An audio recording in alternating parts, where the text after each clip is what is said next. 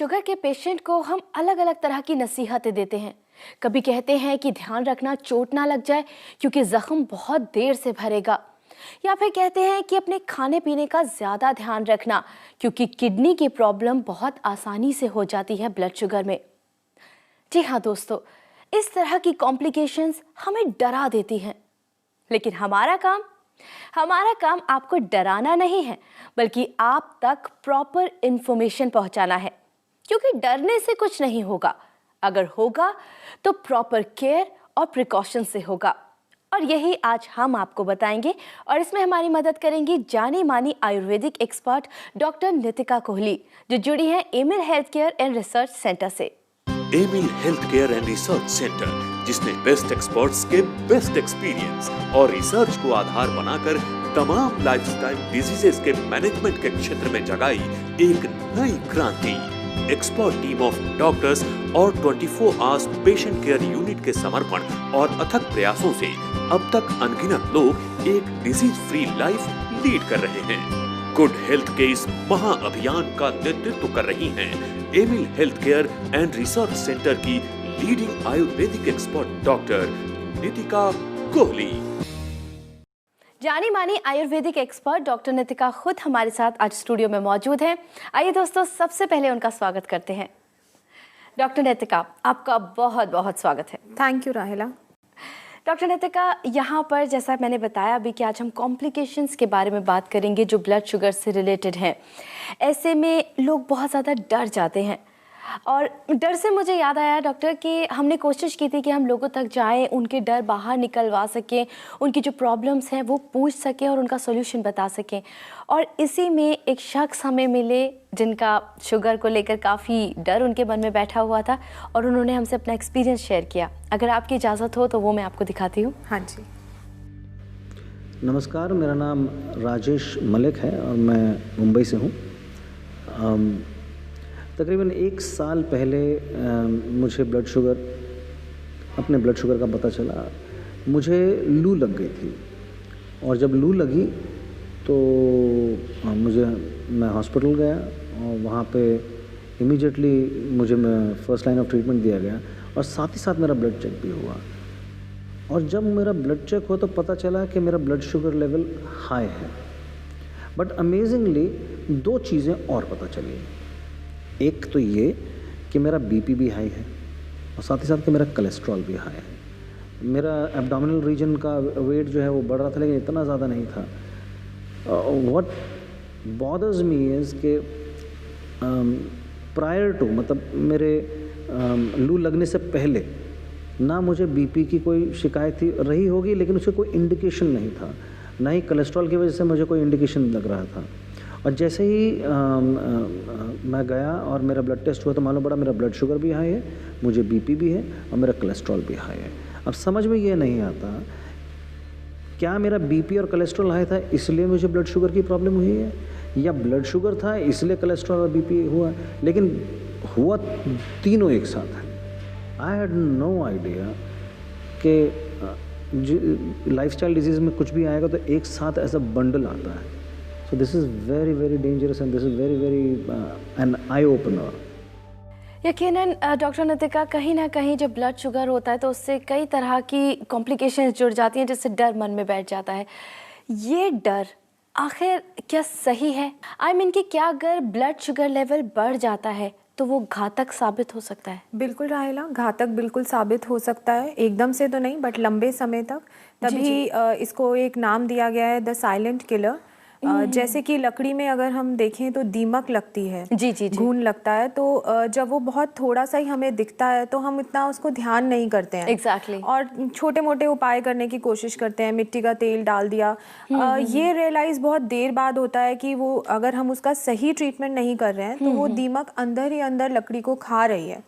तो वैसे ही ये जो शुगर की प्रॉब्लम है, ये देखने में सिर्फ एक टेस्ट में एक पॉजिटिव रिजल्ट दिखा रही है, बट अगर उसको अनकंट्रोल्ड रहे, वो अनट्रीटेड रहे वो, तो धीरे धीरे वो बहुत से कॉम्प्लिकेशंस पैदा करते हैं जो कि घातक भी हो सकते हैं। बिल्कुल, और ये घातक होते हैं, इसी वजह से इतना डर लोगों के मन में कहीं ना कहीं बैठ गया है। जी।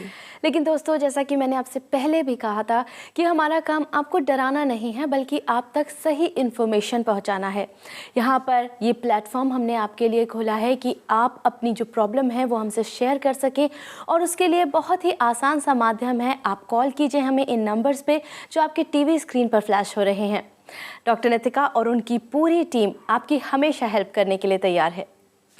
डॉक्टर नितिका, कॉम्प्लिकेशंस की अगर मैं बात करूं तो किस तरह की कॉम्प्लिकेशंस आ सकती हैं?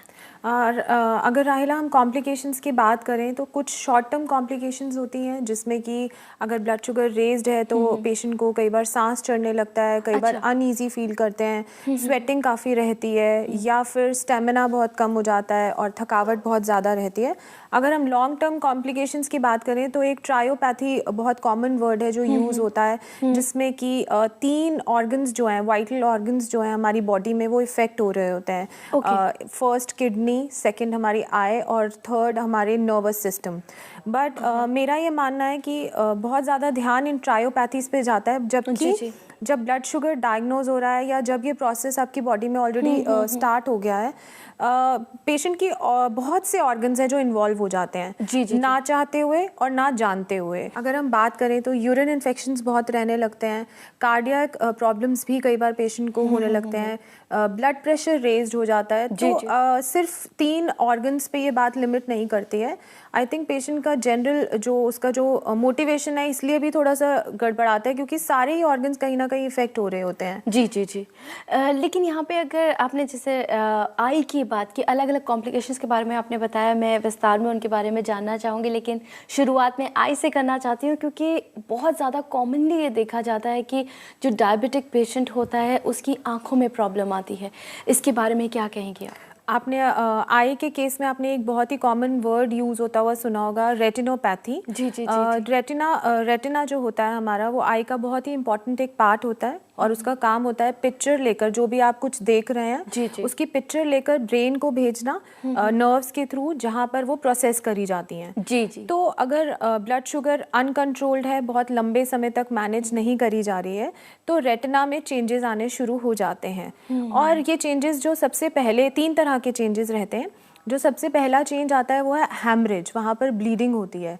रेटिना में जो ब्लड वेसल्स होती हैं वो बहुत ही छोटी होती हैं और बहुत ही फ्रेजाइल होती हैं, तो सबसे पहले वहीं पर डिस्ट्रक्शन शुरू होता है और हैमरेज होता है। कई बार नई ब्लड वेसल्स वहाँ पे ग्रो भी हो जाती हैं, बट वो भी बहुत फ्रेजाइल रहती हैं और बहुत जल्दी डिस्ट्रक्ट होने लगती हैं। तो इनिशियली पेशेंट कंप्लेन करते हैं कि ब्लर्ड विजन होने लग गया है या कुछ स्पॉट्स दिखने लग गए हैं। उसके बाद नेक्स्ट कॉम्प्लिकेशन आती है कि अगर तब भी कंट्रोल ना हो ब्लड शुगर, तो वहाँ पर डिटैचमेंट होने लग जाती है। रेटिना वहाँ से हटना शुरू हो जाता है। जी। और लास्ट जो उसमें प्रॉब्लम होती है, एट्रोफी हो जाती है। वहाँ के जितने भी सेल्स हैं वो बहुत ही ज़्यादा हार्ड होने लगते हैं, क्योंकि जो ये ब्लड शुगर है ये हमारी बॉडी में थ्रू आउट जो इतने भी सेल्स हैं सब जगह इफेक्ट कर रही होती है। जी। तो रेटिना में ये जो प्रॉब्लम्स हैं ये 3 तरह से प्रेजेंट होती हैं। एंड मेरे को लगता है कि इसका जो चेकअप है, इसको जो जितने भी पेशेंट्स हैं उनको टाइम टू टाइम करवाते रहना चाहिए। जैसा कि अभी हमने सुना भी था कि उनको अपने ऑप्टिशियन से पता चल रहा है कि नंबर बहुत चेंज हो रहा है, तो आई थिंक, और ये रूटीन चेकअप से सिर्फ इतना पता चलेगा कि नंबर चेंज हो रहा है। प्रॉब्लम क्या हो रही है वो एक ऑप्थेल्मोलॉजिस्ट ही बता सकते हैं। रूटीन स्क्रीनिंग में ये प्रॉब्लम निकल के नहीं आती है। ओके, ये बात एक और सवाल मेरे मन में आया है, लेकिन वो मैं कॉलर लेने के बाद आपसे पूछूंगी, बिकॉज बहुत देर से हमने कांटेक्ट करने की कोशिश कर रहे हैं। हेलो। बहुत बहुत स्वागत है आपका Amil health care helping in good health में। आपका नाम? मेरा नाम मुस्कान है, मैं केरला से बात कर रही हूँ। मुस्कान? हाँ जी, मुस्कान जी, डॉक्टर नितिका हमारे साथ यहाँ पर मौजूद हैं। आप जो भी जानकारी हासिल करना चाहती हैं आप उनसे पूछ सकती हैं। नमस्कार मुस्कान जी, कैसी हैं आप? I am fine, I am good. हाँ जी, बताएं। डॉक्टर जी, मुझे कुछ सवालों के जवाब चाहिए थे आपसे। हाँ जी, बताएं। एक्चुअली मुझे ब्लड शुगर के बारे में थोड़ी इन्फॉर्मेशन चाहिए थी। इट्स बिकॉज मेरे घर में मेरे डैडी को भी ब्लड शुगर का प्रॉब्लम है और मेरे ग्रैंडमदर को भी ये प्रॉब्लम था जी। तो उस चलते मुझे ऐसा फीलिंग आता है कि शायद मुझे भी ये प्रॉब्लम हो जाए। कॉम्प्लिकेशंस जैसे मुझे लगता है कि शायद इसके बहुत सारे कॉम्प्लिकेशंस हो सकते हैं, तो मुझे एक्चुअली इस बारे में बहुत कंफ्यूजन है। क्या मुझे हो सकता है, और अगर हो जाए तो क्या इसके बहुत ज़्यादा कॉम्प्लिकेशंस होते हैं क्या डॉक्टर? मुस्कान जी, पहले तो आपको ये चिंता नहीं रखनी है कि ये प्रॉब्लम आपको हो ही जाएगी। जेनेटिकली प्रोन लोगों के लिए ये एक लोडेड गन की तरह है कि जब तक आपको कोई ट्रिगरिंग फैक्टर नहीं मिलेगा तो तब तक वो गन से गोली नहीं निकलेगी। तो वैसे ही अगर आप प्री डिस्पोज्ड हैं, जब तक आपके लाइफस्टाइल में ऐसे चेंजेस नहीं आ रहे हैं, जब तक आपके डाइट में चेंजेस नहीं आ रहे हैं या कोई और इश्यूज़ नहीं हो रहे हैं, तब तक आपको ये प्रॉब्लम नहीं हो सकती है। प्री डिस्पोज्ड आप ऑलरेडी हैं। और अगर प्रॉब्लम हो जाती है और आपको टेंशन है कि कॉम्प्लिकेशंस हो जाते हैं, ये सिचुएशन तभी पैदा होती है जहाँ पर शुगर जो है अनकंट्रोल्ड रह रही है और अनट्रीटेड रह रही है। या तो दवाएं ले रहे हैं तब भी अनकंट्रोल्ड है बिकॉज ऑफ योर इग्नोरेंस, और अगर ट्रीटमेंट नहीं करा रहे हैं तो तब वो जाकर लेटर ऑन कॉम्प्लिकेशंस में टर्न आउट होती है। वरना जनरली ऐसा देखा जाता है कि शुगर के पेशेंट्स अगर अच्छा कंट्रोल कर लें तो वो बिल्कुल ही नॉर्मल हेल्दी जीवन व्यतीत कर सकते हैं। तो डॉक्टर, क्या अगर मेरा हीलिंग स्लो होता है कुछ चोट लगने पे, या फिर मुझे चक्कर आते हैं सडनली, मुझे अगर गिडीनेस होता है, तो क्या ये ब्लड शुगर का प्रॉब्लम हो सकता है मुझे? बिल्कुल, आपको आई थिंक इन्वेस्टिगेट कराना चाहिए। वूंड हीलिंग बहुत ही एक कॉम्प्लिकेशन देखी जाती है बहुत कॉमनली, कि बहुत धीरे धीरे वहाँ पर रिकवरी हो रही होती है किसी भी एक छोटी सी चोट में भी। और गिडीनेस की जहाँ तक बात है वो भी आपको चेक करना चाहिए कि, और ये चेक करना चाहिए कि कब आपको ऐसा हो रहा है, कि आप खाना टाइम पे नहीं खा रही हैं तब ऐसा हो रहा है, खाना खाने के बाद हो रहा है। आई थिंक ये सब आपको अपने डॉक्टर से डिस्कस करना चाहिए और इन्वेस्टिगेट कराना चाहिए। Okay, doctor. Then I'll get my reports done today only. Thank you so much, doctor.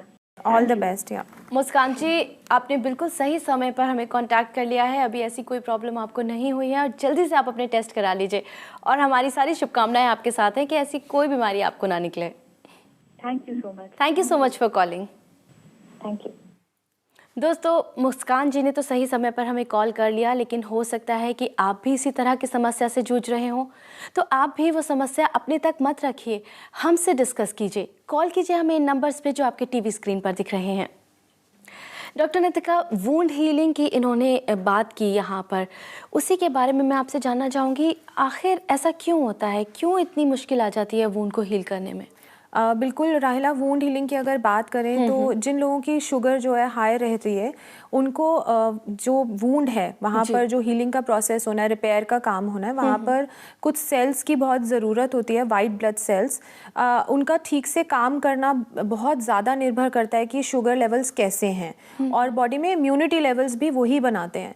तो यूजुअली इम्यूनिटी लेवल्स भी नीचे गिरते हैं ब्लड शुगर के केस में, किसी भी डिजीज़ के केस में, तो वहाँ पर वूंड हीलिंग का काम जो है बहुत स्लो रहने लग जाता है। डॉक्टर नितिका, आपकी सारी बातों को मैं खुद भी ध्यान में रखूंगी, और साथ ही मैं आपसे प्रॉमिस करती हूँ कि जितने लोगों को मैं जानती हूँ डेफिनेटली इन्फॉर्मेशन उन तक पहुँचाने की कोशिश करूँगी। Thank you so much for coming and thank you for giving us such a valuable information. Thanks for having me Rahila. Thank you so much doctor. तो दोस्तों, हमेशा की तरह हमारी ये कोशिश जारी रहेगी, और हम चाहेंगे कि आप भी इसमें एक कदम आगे बढ़ाएं और हमारी मदद करें ये सही इन्फॉर्मेशन लोगों तक पहुंचाने में।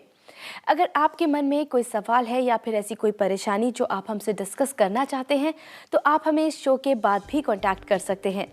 हमारी कांटेक्ट डिटेल्स हैं Emil health care and research centre, 2699 main Patel road, west Patel Nagar, opposite metro pillar number 208, New Delhi 110008।